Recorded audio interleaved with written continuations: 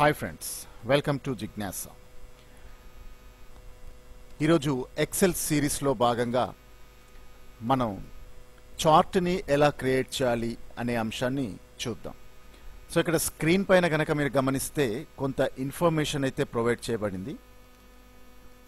మీరు చూస్తున్నట్లయితే ఇక్కడ స్టూడెంట్స్ ఇన్ఫర్మేషన్, అలాగే లాంగ్వేజెస్లో వచ్చిన మార్క్స్, ఆప్షనల్స్లో వచ్చిన మార్క్స్, అలాగే languages total, optionals total and grand total అని అయితే ఇవ్వడం జరిగింది.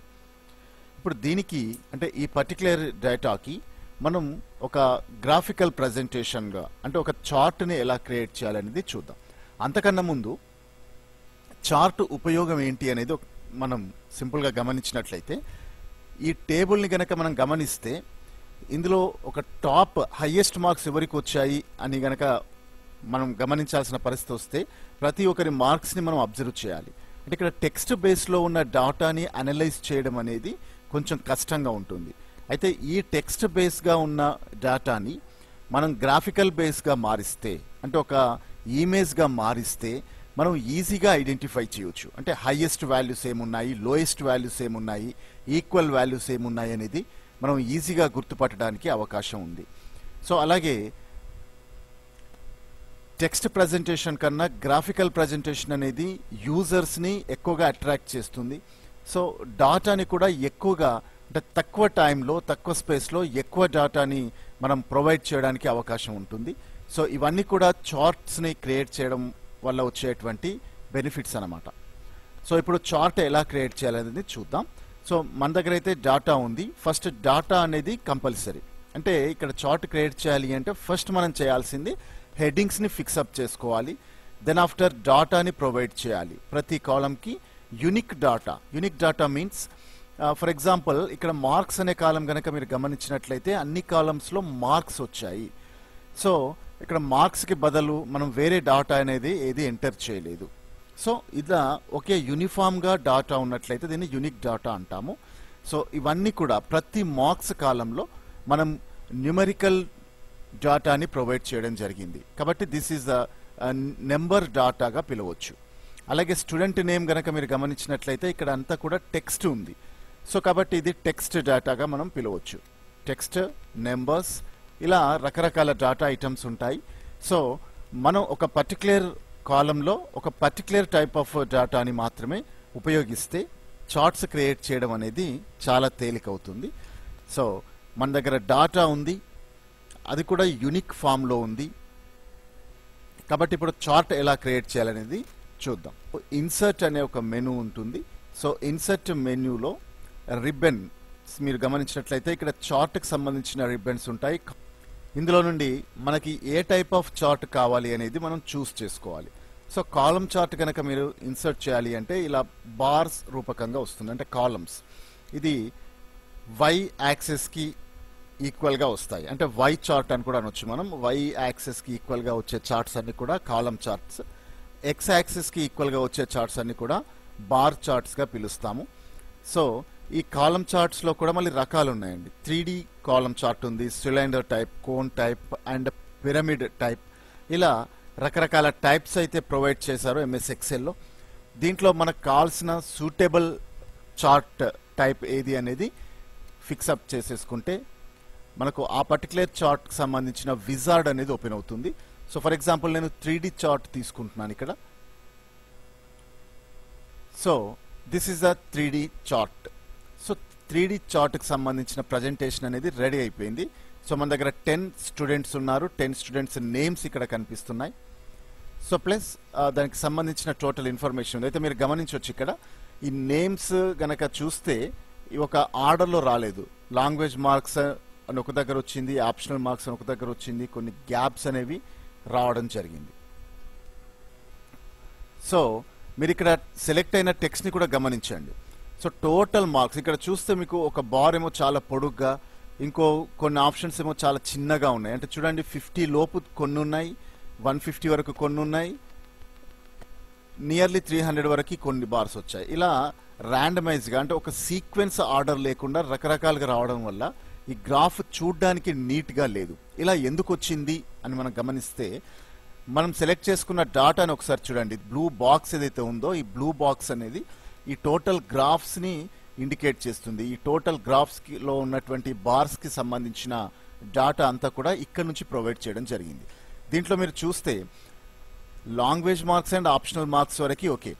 So language totals, optional totals and grand totals ఎప్పుడైతే ఇంక్లూడ్ అయ్యాయో, సో ఈ నెంబర్స్ చూడండి, ఈ మనం లాంగ్వేజ్ అండ్ ఆప్షనల్ మార్క్స్లో చూస్తే ఎక్కడ కూడా 50 అనే మార్క్కి పైన నెంబర్ లేదు. అంటే that's mean all marks are below 50. But మీరు టోటల్ విషయానికి వచ్చేటప్పటికి మాత్రం 100కి తక్కువ ఏది లేదు.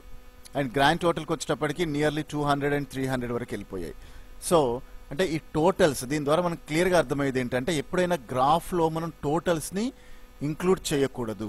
ఎందుకంటే టోటల్ అనేది ఇవన్నిటి సమ్, అంటే మనం మార్క్స్ ఏవైతే ఇస్తున్నామో ఈ మార్క్స్ అన్నింటి యొక్క సమ్ టోటల్లో ఉంటుంది. కాబట్టి టోటల్ని కనుక గ్రాఫ్లో ఇంక్లూడ్ చేస్తే ఆ టోటల్కి సంబంధించిన బార్ అన్నింటికన్నా పెద్దగా ఉంటుంది, అన్నిటికన్నా పొడుగ్గా ఉంటుంది. కాబట్టి గ్రాఫ్ నీట్గా కనిపించదు.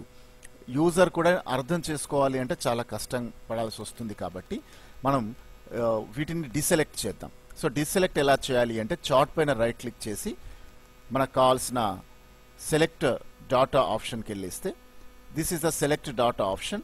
ఇక్కడ నుంచి మళ్ళీ మనకు కావాల్సినవి రిసైజ్ చేసుకోవచ్చు. ఇది కొలాప్స్ బటన్ పైన క్లిక్ చేసి మనకు ఎగ్జాక్ట్గా ఎక్కడి నుంచి ఎక్కడి వరకు డాటా కావాలో అక్కడి వరకు సెలెక్ట్ చేద్దాం. అంటే ఓన్లీ స్టూడెంట్ నేమ్స్ నుంచి సోషల్ మార్క్స్ వరకు. ఇప్పుడు ఓకే అనేది, నెక్స్ట్ ఓకే అనే బటన్ పైన క్లిక్ చేసేద్దాం. ఇప్పుడు చూడండి చార్ట్ ఆటోమేటిక్గా చేంజ్ అయిపోయింది. So this is the chart అనేది ఆటోమేటిక్గా మనకి క్రియేట్ అవ్వడం జరిగిందనమాట. సో ఈ చార్ట్ ఈ పర్టికులర్ టేబుల్తో ఇన్సర్ట్ చేయడం వల్ల, అంటే దట్స్ మీన్ స్పేస్ అనేది చాలా తక్కువగా తీసుకుంటుంది. కాబట్టి ఈ చార్ట్ని మనం సపరేట్ షీట్లోకి, ఇక్కడ మనం షీట్ 1, షీట్ 2, షీట్ 3 ఎలా అయితే ఉన్నాయో సపరేట్ షీట్లోకి కూడా దీన్ని మూవ్ చేయవచ్చు. ఎలా మూవ్ చేయాలి అంటే దట్స్ మీన్ చార్ట్ పైన రైట్ క్లిక్ చేసి మూవ్ చార్ట్ అనే ఆప్షన్ ఉంటుంది, మూవ్ చార్ట్ తీసుకోండి. దెన్ న్యూ చార్ట్ అనే ఆప్షన్ క్లిక్ చేసి ఓకే అనగానే సో మీకు చార్ట్ అనేది కొత్త షీట్లోకి మూవ్ కావడం జరుగుతుంది. సో ఇప్పుడు మనకు కావాల్సిన చార్ట్ అనేది రెడీగా ఉంది. సో చార్ట్ అయితే క్రియేట్ అయింది, కానీ ఎవరెవరి మార్క్స్ ఎన్ని ఉన్నాయి అనేది మనకు క్లియర్గా కనిపించాలి అంటే దీని యొక్క లేఅవుట్ని చేంజ్ చేయాల్సి ఉంటుంది. సో అంటే ఈ పర్టికులర్ బార్ ఒక్కొక్క దాంట్లో ఎన్నెన్ని మార్క్స్ వచ్చాయి అనేది కూడా మనకు క్లియర్గా ఒక టేబుల్ ఫామ్లో, అంటే that's mean chart come table రెండు మనకు కనిపిస్తాయి. చార్ట్ లేఅవుట్ ఆప్షన్లో మీరు ఇక్కడ మిడిల్ వన్ ఈ పర్టికులర్ లేఅవుట్ పైన క్లిక్ చేస్తే దీన్ని చార్ట్ విత్ టేబుల్ అంటాం. సో ఆ టేబుల్ కూడా ఇక్కడ ఇన్సర్ట్ అవ్వడం జరుగుతుంది. సో ఇప్పుడు చార్ట్ అనేది ఇంకాస్త నీట్గా మనకు క్లారిటీగా కనిపించడం జరుగుతుందన్నమాట. సో ఇలా మనకు కావాల్సిన విధంగా చార్ట్ని అడ్జస్ట్ చేసుకోవచ్చు. So based on the marks, ఇక్కడ ఉన్న మార్క్స్ని బేస్ చేసుకొని అక్కడ చార్ట్ అనేది ఆటోమేటిక్గా చేంజ్ అవుతూ ఉంటుంది. ఇక్కడ అన్ని కూడా 30, 40, 50 ఇలా ఉన్నాయి కాబట్టి మనకు ప్రతి లైన్ కూడా చాలా పెద్దగా కనిపిస్తుంది. సో కొన్ని నెంబర్స్ తగ్గిద్దాం. సో నెంబర్స్ ఎప్పుడైతే తగ్గుతాయో అన్ని రాండమైజ్డ్ నెంబర్స్ అనేది ఎంటర్ చేద్దాం. దీనివల్ల చార్ట్ కూడా మనకి డిఫరెంట్గా కనిపిస్తుంది. జస్ట్ ఫర్ ప్రాక్టీస్ కాబట్టి నేను ఇలా మారుస్తున్నాను, బట్ ఒరిజినల్ డాటా ఉన్నప్పుడు ఇలా మార్చాల్సిన అవసరం ఉండదు. సో మీకు చార్ట్ ఎలా కనిపిస్తుంది డిఫరెన్స్ అనేది చూపిస్తున్నాను. చూడండి, ఆటోమేటిక్గా వాల్యూ అనేది రిడ్యూస్ అవ్వడం జరిగిందనమాట. సో ఇక్కడ చూడండి ఏ వాల్యూ కూడా బేస్ లైన్ 25 కన్నా తక్కువగా ఆల్మోస్ట్ ఏది లేదు. దిస్ వన్ ఇదొక్కటి తక్కువగా ఉంది, 23 ఉంది. Least value 23.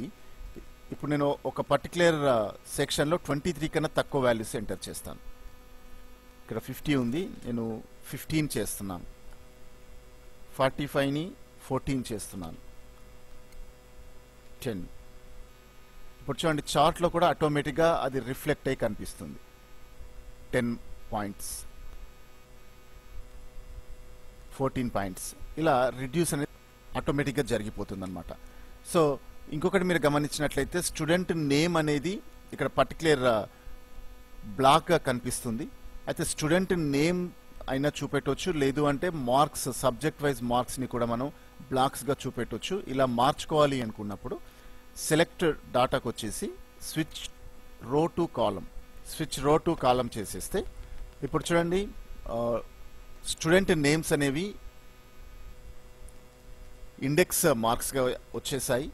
ప్లస్ ఏవైతే కాలం హెడ్డింగ్స్గా అంటే కాలం హెడ్డింగ్స్గా మనకి సబ్జెక్ట్ నేమ్స్ రావడం జరిగింది. ఇక్కడ కూడా క్లారిటీగా గమనిస్తే లాంగ్వేజ్ మార్క్స్ ఒకవైపు, ఆప్షనల్ మార్క్స్ అన్ని ఒకవైపు, రెండు సపరేట్గా రావడం జరిగింది.